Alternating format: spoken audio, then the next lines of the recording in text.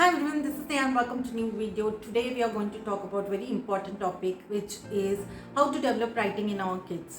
ये हर एक पेरेंट की कंसर्न है कि हमारा बच्चा लिखता नहीं है. एक्चुअली लिखना इतना इम्पोर्टेंट नहीं होता है, but it is a part of academics. But कैसे ना कैसे तरीके से तो सिखाना ही है हमारे बच्चों को. इसकी वजह से हमें प्लान तोड़ के बनाना पड़ता है. ऐसा नहीं है कि पहले से ही स्टार्ट कर ले कि ABCD लिख लो भाई. ये नहीं होता है हमारे बच्चे के साथ. हमारे बच्चे थोड़े स्पेशल है तो उनको वैसे सिखाना है जिस तरीके से उनको समझ आती है. एज अ पेरेंट हम गलती करते हैं कि पहले ही स्टार्ट कर देते हैं. लक्ष्य बड़ा है तो लक्ष्य को मैंने भी गलती करी कि लिख लो भाई, ABCD लिख लो, यही स्टार्ट किया मैंने उसको. पर उसको समझ ही नहीं आता था कि कैसे लिखे. वो पूरे पेज में लिख देते था, पूरा पेज भर देता था. कैसे सीक्वेंस में लिखे, बाउंड्री में लिखे, वो कॉन्सेप्ट उसको मालूम ही नहीं था. वो ऐसे लिखता था पहले. ये भी मतलब स्पेशल एजुकेशन के बाद उसने ऐसे लाइन के अंदर लिखना सीखा है. पर उससे पहले जैसे मैंने बोला वो पूरे पेज में लिख देता था. और ऐसे ही करते हैं हम पेरेंट्स, ऊपर लिख देते हैं. हम चाहते हैं कि बच्चे कॉपी करें. पर ये कॉन्सेप्ट कैसे आए जब उनको लाइंस की कॉन्सेप्ट नहीं समझाएंगे, कर्व्स की कॉन्सेप्ट नहीं इंट्रोड्यूस करेंगे. डायरेक्टली हम अल्फ़ाबेट्स इंट्रोड्यूस करते हैं, यही गलती करते हैं हम. तो रिखिता मैम जो लक्ष्य के स्पेशल एजुकेटर हैं, उन्होंने तोड़ के प्लान्स बनाए जिससे लक्ष्य बहुत अच्छी तरह से राइटिंग सीख गया है. ये सारे वर्क बुक्स है उसके इतने सारे. तो कैसे सिखाया राइटिंग बच्चों? हम स्टार्ट करते हैं स्क्रिबलिंग से. छोटे बच्चों को दे देते हैं फुल पेज दे देते हैं स्क्रिबलिंग करने के लिए. और लक्ष्य का स्टार्ट हुआ था थेरेपी 7 ईयर्स में. तो उसको हम बाउंड्री में सिखाया.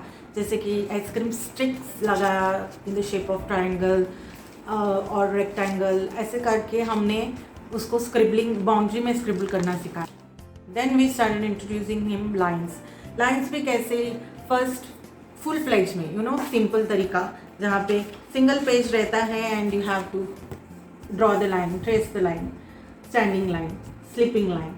तो ये बुक है पेंसिल कंट्रोल 101, अभी मंगाया मैंने. पर तब तो हमने एक पेज प्रिंट लेके उसमें स्टैंडिंग लाइन, स्लीपिंग लाइन कराते थे. Then we restrict them to 12 blocks in a sheet. So यहाँ पे 12 blocks में ट्रेसिंग कराना है.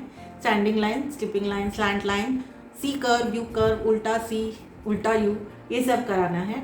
ये यहाँ आप देखेंगे लक्ष्य 2 डॉट पे कर रहा है. But we first start with tracing करेंगे. फिर 3 डॉट्स, फिर 2 डॉट्स, फिर 1 डॉट एंड नो डॉट.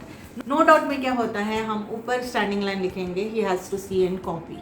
सो ऐसे तोड़ के राइटिंग भी डेवलप हो रही है, कॉपी करने का कॉन्सेप्ट भी डेवलप हो रहा है, सीक्वेंसिंग का कॉन्सेप्ट भी डेवलप हो रहा है. ये हो गए लाइंस एंड कर्व्स. उसके बाद क्या करेंगे, अल्फ़ाबेट्स. कैसे? ए से नहीं, अल्फ़ाबेट्स ऐसे स्टार्ट करेंगे जहाँ अल्फ़ाबेट में standing line, sleeping line first होती है. जैसे कि EFHILT, ये वाले अल्फ़ाबेट्स.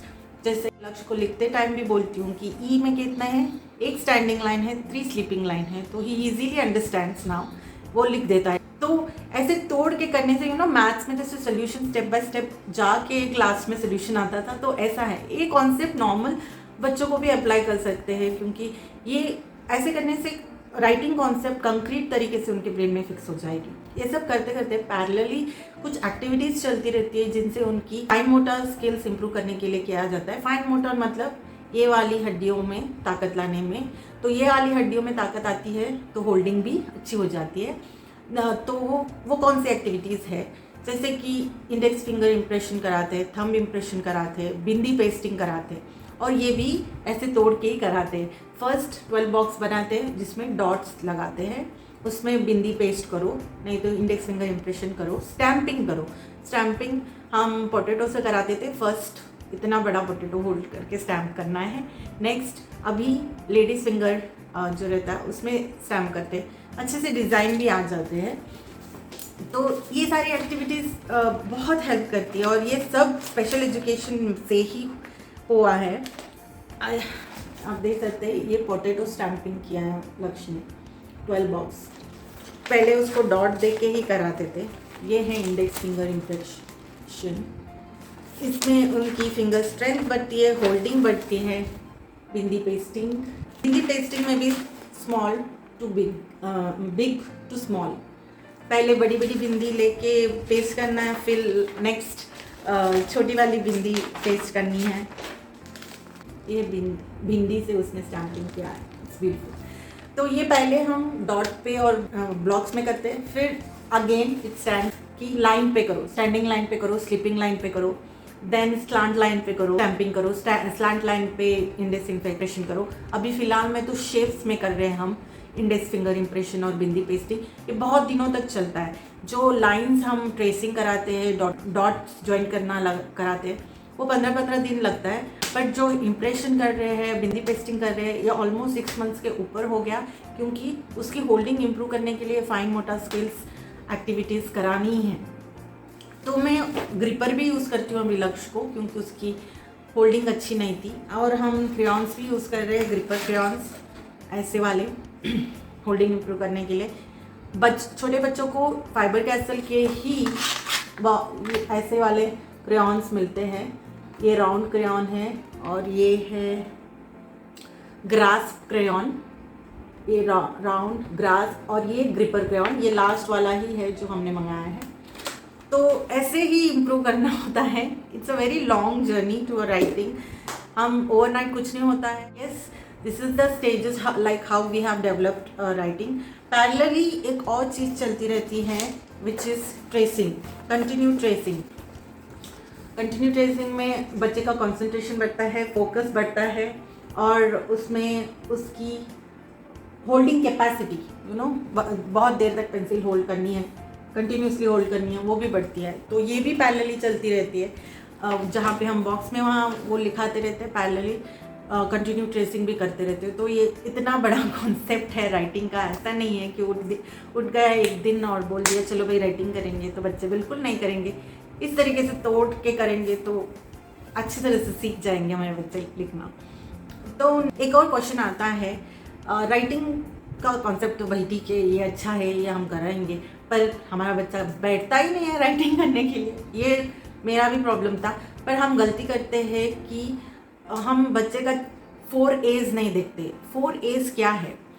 ये हमने आईपी सेशन में ही सीखा है, जहाँ पे पूजा मैम, प्राप्ति मैम सैटरडे हमें हैंड राइटिंग के बारे में शायद 4 आईपीस किया उन्होंने, जहाँ पे ये वाली 4 A's बोली कि फर्स्ट ए इज़ अराउजल। आपके बच्चे का अराउजल कैसा है? आपका बच्चा कहीं खेल रहा है, आप वहाँ से उसको खींच के ला के बिठाएंगे राइटिंग करने के लिए, वो नहीं बैठेगा।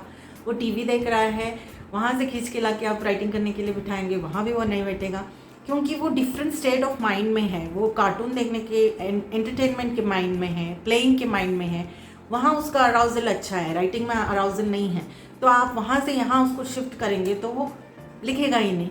तो मैं क्या करती हूँ लक्ष्य का अराउजल लाने के लिए, कि लक्ष्य इवनिंग में जब मैं ओटी कराती हूँ उसका रिपीट सेशन, उसके बाद बिठाती हूँ। लक्ष्य को फिजिकल एक्टिविटी में उतना इंटरेस्ट नहीं है, तो उसका क्या होता है, वो थक जाता है फिजिकल कराने के बाद ओटी में। तो ही उसको उसके बाद में जब बिठाती हूँ तो वो फिजिकली थक गया होता है, तो he will be like okay fine, मुझे एक्सरसाइज नहीं करना है, I can do the writing part, sit, मैं बैठ के काम कर लूँगा। तब उस रीज to write, he is okay with writing rather than doing OT. तो ऐसा ट्रिक मैं लक्ष्य के साथ यूज़ करती हूँ। तो आप अपने बच्चे का देखिए कैसे है। यूजुअली फिजिकल एक्सर्शन के बाद बिठाएंगे तो बच्चों का अराउजल अच्छा रहता है। नेक्स्ट है अटेंशन। जब अराउजल होगा, अटेंशन ऑटोमेटिकली होगा। और अगर उसकी समझ है, लाइक जैसे मैंने बोला उसको राइटिंग की समझ है अभी, स्टैंडिंग लाइन, स्लीपिंग लाइन, तो हम उसको इंस्ट्रक्शन देंगे कि एल लिखो, स्टैंडिंग लाइन, स्लीपिंग लाइन, तो वो लिख देगा। तो सुन रहा है वो बच्चा हम क्या बोल रहे हैं, तो क्योंकि उसको उस कॉन्सेप्ट का समझ है, तो अटेंशन भी है। अगर हम बोलेंगे लक्ष्य लिखो एप्पल, वो नहीं लिखेगा। तो इसमें आता है next one which is action.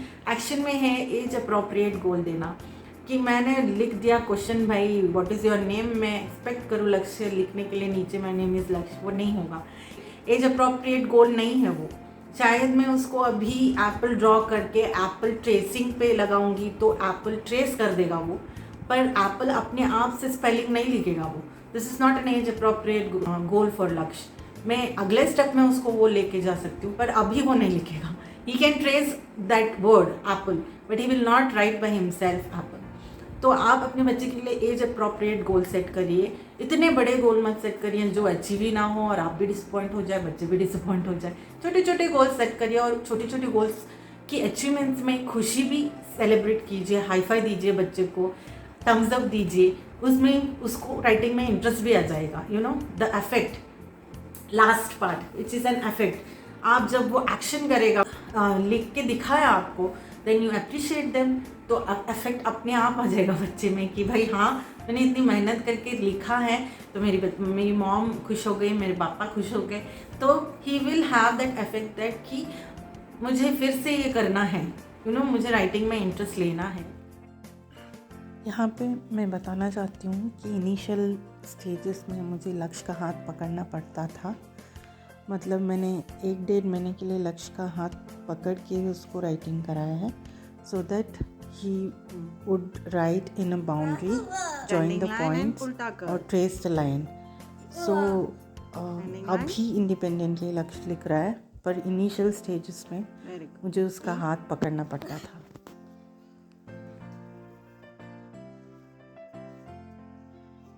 Dot join करो।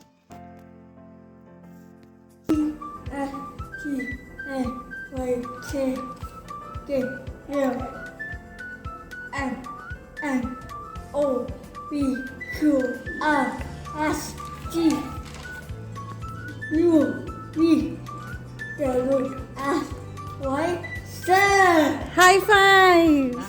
ऐसे अगर आप वर्क करेंगे अपने बच्चे के साथ तो राइटिंग इजीली डेवलप हो जाएगी, but this will not happen overnight. You have to work on it. Yes, that's all for today. I hope you enjoyed this video today. If you like this video, don't forget to like, share, comment and subscribe to my channel. Until my next video, stay happy, stay healthy.